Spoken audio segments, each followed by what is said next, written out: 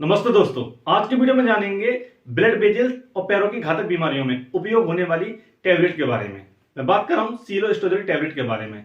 जैसा आप स्क्रीन पर देख रहे हो, आज की इस वीडियो में टैबलेट के बारे में जानेंगे, क्या इसके यूज होते हैं, किन किन कंडीशनों में, किन किन बीमारियों में इस टैबलेट का प्रयोग किया जाता है, क्या इसके साइड इफेक्ट होते हैं, किस तरह ये बॉडी में काम करती है, क्या क्या इसके ड्रग इंटरेक्शन होते हैं। वीडियो के अंत में जानेंगे किन किन कंडीशनों में, किन किन मरीजों में इस मेडिसिन का प्रयोग नहीं कर सकते, कितनी इसकी डोज लेनी होती है, कितने लंबे समय तक। तो बने रहिए दोस्तों, वीडियो में जानते हैं थोड़ा बेसिक से। दोस्तों, आप भी अगर मेरे चैनल पर नए हो तो सनी मेडिकेयर चैनल को सब्सक्राइब करें, प्यारा सा कमेंट करें और लाइक करें। सबसे पहले जानते हैं ये मेडिसिन होती क्या है। सीलोस्टाजोल जो मेडिसिन होती है, ये एक फॉस्फोडाइस्टेरेज 3 इनहिबिटर मेडिसिन होती है, मतलब एंटीप्लेटलेट्स मेडिसिन।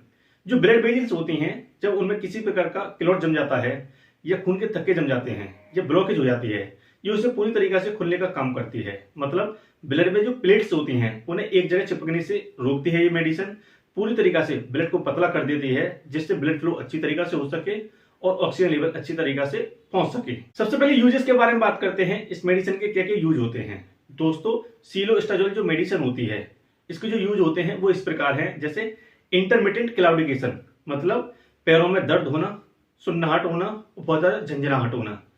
इंटरमिटेंट क्लाउडिकेशन का क्या मतलब होता है, इसे थोड़ा बेसिक से समझते हैं। इंटरमिटेंट क्लाउडिकेशन का मतलब होता है पैरों में जो भी ब्लड वेजल्स होती हैं, जहां पर खून का प्रवाह होता है, जब उसमें किसी कारणवश ब्लॉकेज आ जाती है, नस जो वो होती है ब्लड वेजल्स, जब वो पूरी तरह से ब्लॉक हो जाती हैं, खून के थक्के जम जाते हैं, प्लेग जैसे बोलते हैं, क्लॉट्स जैसे बोलते हैं, ये उसे पूरी तरीके से ठीक करने का काम करती है, जिससे ब्लड अच्छी तरीके से फ्लो हो जाता है और ऑक्सीजन भी अच्छी तरीके से पर्याप्त मात्रा में पहुंचती है जहां पर ऑक्सीजन की जरूरत होती है। इंटरमिटेंट क्लाउडिकेशन का मतलब यह भी होता है मांस में किसी प्रकार का दर्द होना। जैसे आप स्क्रीन पर देख रहे हो, जो टांगे होती हैं, इसमें जो ब्लड वेजल्स होती हैं, जब इसमें किसी कारणवश ब्लॉकेज हो जाती है, ब्लड क्लॉट्स होने लगते हैं, जिसे प्लेग बोलते हैं।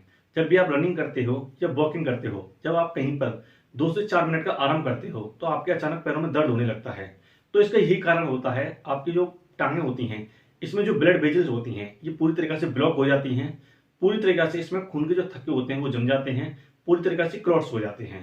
तो उस दौरान इस मेडिसिन का प्रयोग किया जाता है, इन्हें पूरी तरीके से खत्म करने के लिए। अब बात करते हैं इस मेडिसिन के मोड ऑफ एक्शन के बारे में, ये दवा किस तरह बॉडी में जाकर काम करती है।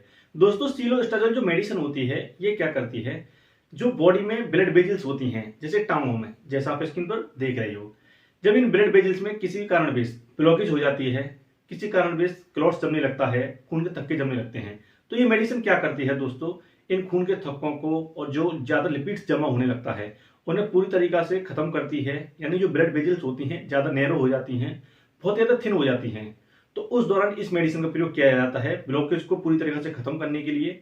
जितने भी क्लॉट्स होते हैं उन्हें पूरी तरीके से खत्म कर देती है ये दवा। इस दवा को दोस्तों फॉस्फोडाइस्टेरेज 3 इनहिबिटर के नाम से जाना जाता है, एंटीप्लेटलेट्स के नाम से जाना जाता है, और इस मेडिसिन को ब्लड थिनर भी कहते हैं। यानी ये खून को पतला करती है और बहुत ही अच्छी तरह से जो ब्लड होता है वो फ्लो होता है, और जहां पर भी ऑक्सीजन की जरूरत होती है, ऑक्सीजन भी अच्छी तरीके से वहां पर पहुंचने लगती है। यही इसका मोड ऑफ एक्शन होता है, जो भी आपके लिए बताया है। अब बात करते हैं इस मेडिसिन की बॉर्निंग के बारे में। इस मेडिसिन का प्रयोग कब कब नहीं करना चाहिए, किन किन कंडीशनों में नहीं करना चाहिए।